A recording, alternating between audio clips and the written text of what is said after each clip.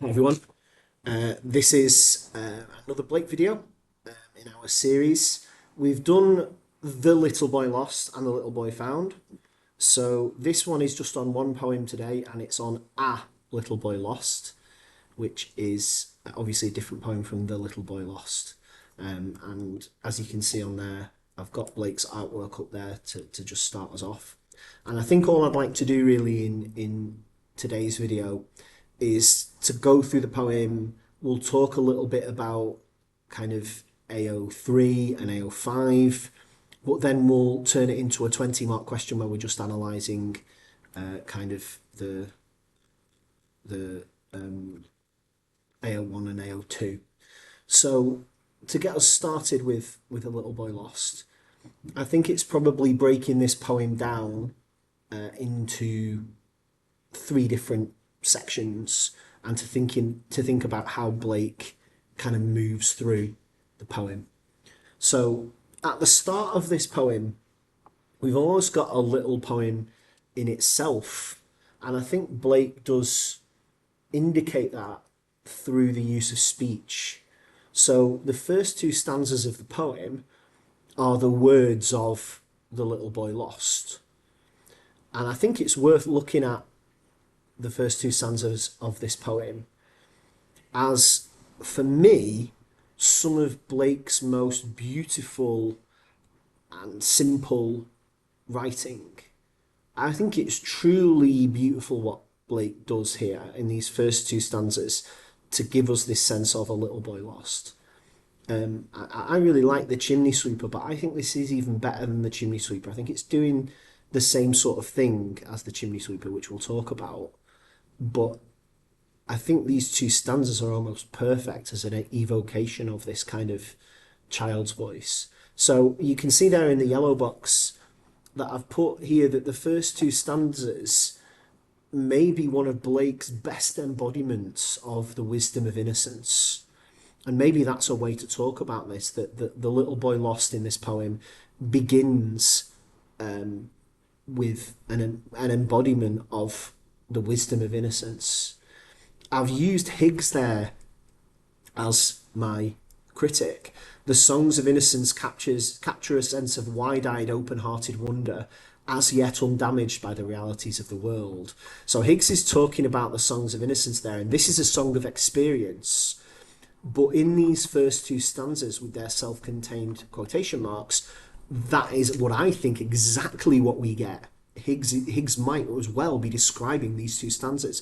We have a wide-eyed, open-hearted child who is as yet undamaged by the realities of the world. And we're going to see in this poem that he then does become very badly damaged by the realities of the world. But at this point in the poem, I think looking at it, it's worth maybe just unpicking it. Naught loves another as itself, nor venerates another so, nor is it possible to thought a greater than itself to know. This is a child wrestling with maybe one of the biggest kind of theological questions that there is, which is how can I understand God if God is so much greater than I am? And how can I love God if I cannot understand him? The little boy says, naught loves another as itself. So the little boy is also thinking about what love is in general. And the little boy is thinking, can I love something or somebody else as much as I love myself? How can I venerate? How is it possible to love God? How can anybody love another being? B, how can it be possible to love God if I cannot know God? So the boy is wrestling with a really complex philosophical and theological question here, which is what sort of relationship should I have with God? And then he addresses God, and Father, how can I love you or any of my brothers more? I love you like the little bird that picks up crumbs about the door. I mean, that is just the most beautiful idea, I think.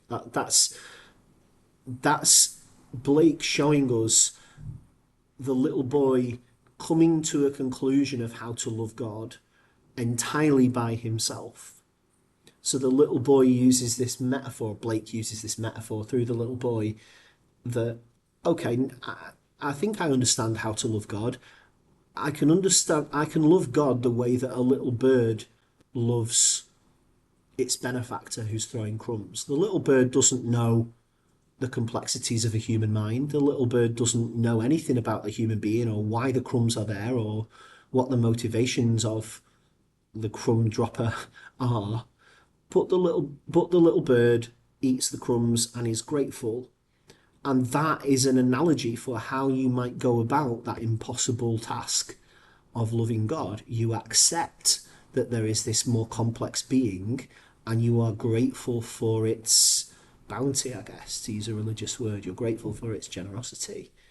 What a beautiful, elegant way for an innocent mind to arrive at a love of God by itself.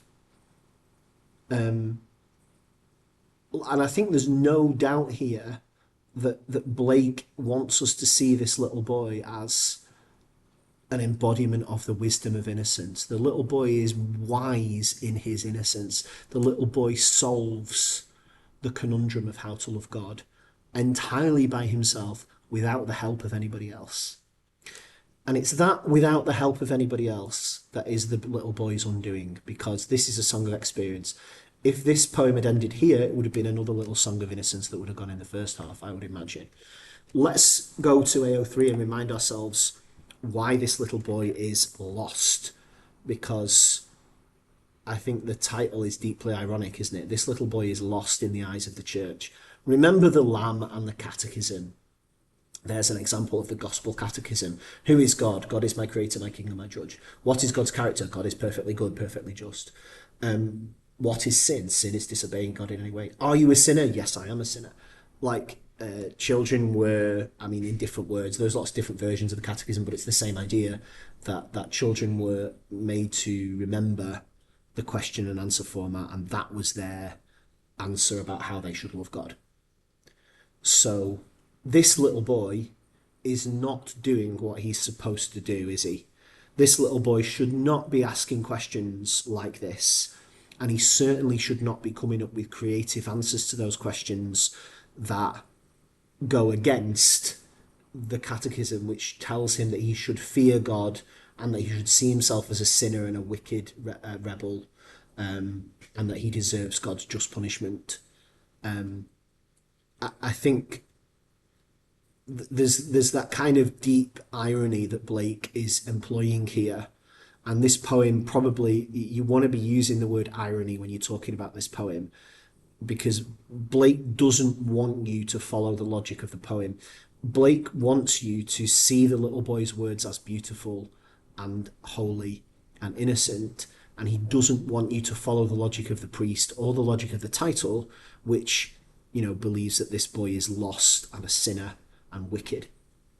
I think it's probably easier to do that in the 21st century in a more secular society than maybe it was in the 18th century when this poem was written. So let's have a look at let's go back to Higgs. These first two stanzas are an embodiment of the wisdom of innocence. Higgs says, innocence is as yet undamaged. Let's have a look at the damage then. So middle two stanzas. The priest sat by and heard the child. Well, we know what the priest is going to think because we know about the catechism. In trembling zeal, he seized his hair. He led him by his little coat, and all admired his priestly care. And standing on the altar high, lo, what a fiend is here, said he. A fiend is a devil, one who sets reason up for judge of our most holy mystery. This boy is a fiend. He's a devil. He's trying to think his own thoughts about God. And I think in this poem, we've got, in this middle part of the poem, we've got two things that are probably worth writing about and talking about. I think, first of all, you've got the contrast between the two voices. We've had the little boy's voice who uses this kind of questioning tone. So lots of questions that the first boy asks. And then this beautiful image of the little bird. And then the priest, his language is full of kind of anger. Lo, what a fiend. And the priest's voice is not full of kind of open questions. It's kind of totally declarative, and it declares the boy a fiend. It declares the boy as somebody who sets reason up for judge of our most holy mystery. I think probably a couple of little details you might want to talk about. I think his little coat is so sad, isn't it? It's so poignant. Blake's doing the same thing here that he did in the Chimney Sweeper when he talked about, weep, weep, and I was, my mother died before when I was very young. His little coat is really sad, isn't it? This little boy's little coat that his mum and dad have bought him, and that's what the priest grabs. And then that fourth line of that third stanza, and all admired his priestly care. If you want to talk about irony, that line is dripping with irony, isn't it? That line is so sarcastic, isn't it? And I think it's a criticism of the priest, isn't it? This is what priestly care is. Care is to grab a child and humiliate the child in front of the whole congregation. That is what priestly care is. This is Blake's hatred of priests coming through, isn't it? And then that all admired is really interesting because that's where the irony comes in. So Blake could either he could be serious about that, couldn't he? And then he could be condemning everyone who goes to church as kind of sheep who just kind of applaud mindlessly as the priest does this. Or it could be just this idea that like all are admiring it kind of ironically, and that everybody knows that this is wrong and they're all seeing that it's wrong. It could be either of those things. And I think these middle two stanzas, if you look at the yellow box that I've shared there, this priest is an embodiment, isn't he? This priest is not a three-dimensional character to be kind of debated over. This priest is evil, and he's an embodiment of institutional evil. This priest is the church. This priest is an embodiment of all priests and the church itself and the concept itself of organised religion. So Blake is kind of definitely turning that song of innocence into a song of experience in the middle part of this poem. Let's have a look at the final two stanzas. I think the way I'm describing that, ways in which you might want to talk about the ending of this poem, unsubtle, disturbing, didactic. I think this is Blake's most unsubtle and most disturbing poem in terms of where it starts with this kind of beautiful little innocent metaphor of the little bird up to a child being tortured and burned. The weeping child could not be heard. The weeping parents wept in vain. They stripped into his little shirt and bound him in an iron chain. Blake's not being subtle here. Look at the little shirt, echoing the little coat from before, and again, really kind of tugging on that emotiveness. That little shirt that his mum and dad have bought him, they strip his clothes. Bound him in an iron chain is a really Blakean image, isn't it? It's like the Mind-Forged Manacles of London, and it's like the kind of the cage that the schoolboy is put in, and it's like the chimneys that the chimney sweeps are trapped in. He is bound in an iron chain. You've got a typical Blakean image of confinement and imprisonment. Burned him in a holy place where many had been burned before. The weeping parents wept in vain, or such things done on Albion shore. So again, burned him in a holy place is another line that's dripping with irony. Burned him with a holy place is like the all admired his priestly care line, isn't it? Where we are not supposed to agree that this is a holy place. This is a place of disgrace, isn't it? This is a place of horror. This is a place where a child is burned to death. This is not a holy place. Just like the priest does not display care for the little boy. So that irony of the poem is coming through there again, isn't it? That repetition of the weeping parents wept in vain. The weeping child could not be heard. The weeping parents wept in vain. So just like in the Chimney Sweeper, you've got that repetition of weeping, haven't you? Which is, again, didactic. It's supposed to be telling you how to feel. It is emotive. And again, it's a little bit like all admired his priestly care. You can take it two ways, can't you? Are we supposed to feel sorry for the parents because, they have run afoul of an institution that is way more powerful than they are? The parents can't do anything to stop this, so maybe the parents are victims of this too. Well, maybe, although those weeping parents are so passive, aren't they, that you're thinking, if this is your child and this priest is doing this to your child, what are you doing just standing there weeping? Like, is Blake kind of maybe condemning those weeping parents for not stepping in, just as he's condemning the congregation for admiring the priest? again, it's a bit unclear, isn't it? And you've got that ambiguity about kind of the parents. Either way, the parents fail to be the protectors of innocence, don't they? The priest is the evil agent of kind of institutional brutality. That was quite good, wasn't it? You can take that. The priest is the evil agent of institutional brutality. Just made that up on the spot. I'm quite pleased with myself there. But the parents are kind of those kind of adults who fail to protect innocence. They fail to stand in the way of innocence. But I think Blake gives you room to pity them if you want to. We don't have to blame those parents, do we? I'm interested in what Mould said there. So I found this. The torture symbolism appears at its angriest in A Little Boy Lost. This was from one of your Wednesday readings last year, and it's in your booklet, where the boy is punished by priests, representatives of official Christianity, for his natural humanity and honesty. Mould reckons that iron chain is inspired by Blake's close knowledge of the slave trade and its many abuses. And we talked about that with The Little Black Boy, haven't we? That Blake, even though a modern reader might not read that as a kind of, valid example of anti-racism because it's kind of well-meaning liberalism by a modern perspective, from Blake's perspective and Blake's time, it's a work of radicalism that recognises the humanity of enslaved people. And so we know that Blake campaigned against the slave trade, that he designed things for Josiah Wedgwood's campaign against the slave trade. We know he was against slavery. And so I suppose he's making a kind of symbolic link there. And he's showing the boy being kind of dehumanized in this way and turned into somebody who's on the same level as, enslaved people. Bound him in an iron chain cannot fail to be a reference to slavery if that line is being written in the 1880s, or 1890s. That word didactic, I think, is really important. And it's probably worth just looking at that final line of the poem, "Are such things done on Albion shore?" I know we've talked about this before, but I just thought I'd mention it again.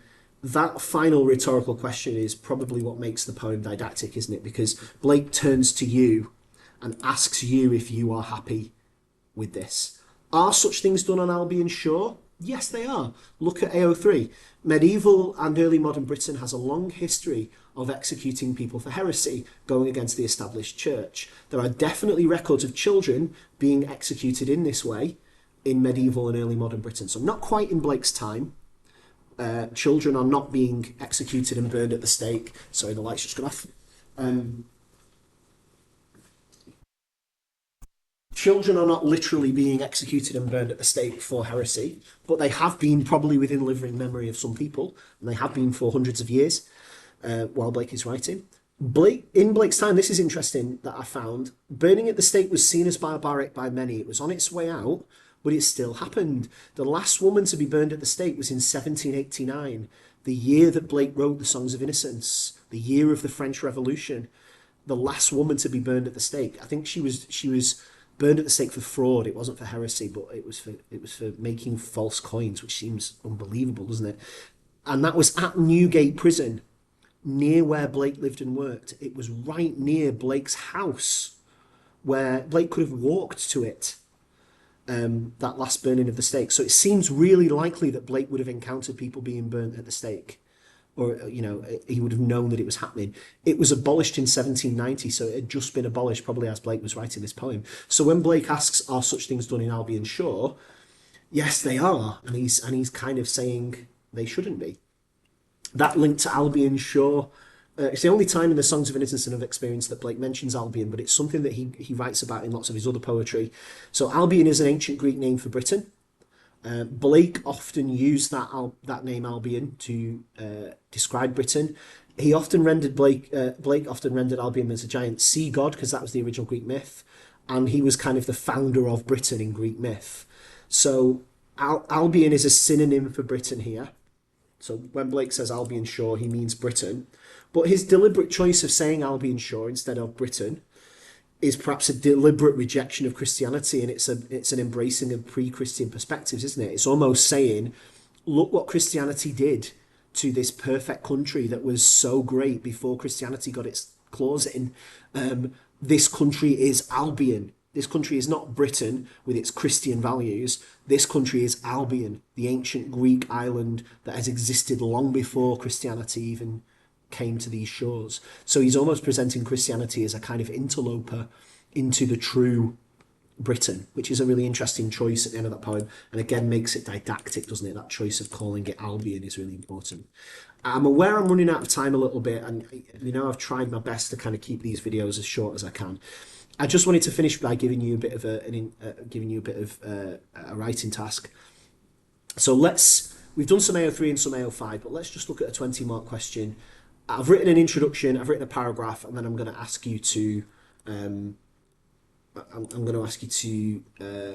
write your own. I'm just going to get rid of that. So here's the way I might answer a question like this on The Little Boy Lost. In A Little Boy Lost, Blake shows us a boy whose natural curiosity about God leads to accusations of blasphemy and ultimately his public humiliation and execution. The imagery in the poem is not particularly subtle, and Blake's message here is didactic. The church, embodied here in the figure of the priest, is a cruel and sadistic force that is dangerous to the innocent. The poem is full of violent and emotive imagery in order to elicit a sense of outrage against the establishment. So I mentioned in class before that I think a good introduction is 3 or 4 sentences where you are really hitting the key points that you want to make about what that poem is doing. So everything that we've just said as we read the poem, I've tried to summarise into a little bit of an introduction. I've said what happens in the poem and who the boy is. I've said about how Blake is making use of the imagery, and I've said why I think Blake is using that imagery. So I think that will do before I get into any specific analysis, which I'll do now. I've analysed the first half of the poem. I'm going to ask you to analyse the second half, so that's our task. I'll just read this, and I'm going to then ask you to write a paragraph where you are maybe using mine as a bit of a model. So I'll talk you through it. This will only be a minute or two. In the first half of the poem, Blake presents the boy as innocent by using the kind of imagery usually found in the songs of innocence. The boy is attempting to talk to God and calls him Father, repeating the word love twice as he asks how he's supposed to love a being he cannot understand. The boy provides his own answer in one of Blake's most beautiful similes. I love you like the little bird that picks up crumbs around the door. The imagery where the boy compares himself to a bird is typical of Blake. Birds often represent innocence and freedom, and here the bird may represent the boy's intellectual and spiritual freedom in the way he's able to generate his own ideas about how to love God. As always with Blake, the simple, innocent image of the bird picking up crumbs reveals a more profound truth. The boy sees himself as an inferior being to God and unable to understand God's complexity, but concludes that he should be as grateful and loving to God as the bird that doesn't understand the being that dropped crumbs for it. The boy's love for God is simple, natural and pure, and stems from the wisdom of his innocence. So I've tried to use that phrase, the wisdom of innocence. It's quite a useful phrase for this poem. And if you look at what I've done, I've made a clear point about kind of what's happening here, but I've really tried to kind of dig into the effect of the imagery and the symbolism. So I've kind of talked about that simile of the little bird, but I've kind of gone further on it as well, and I've doubled down on my analysis. And I think we've talked before about how that's probably how you're going to get higher marks from an examiner, isn't it? That idea that you don't just stop, say, here, he's able to generate his own ideas about how to love God. I've kind of gone further and said more about that simile and how it relates to the ideas in the poem. So I am running out of time. Here's a final little activity for you to do. Based on everything we've just said with this poem, what would the next paragraph of this 20-mark essay look like? Here are some things you could choose to talk about in the second half.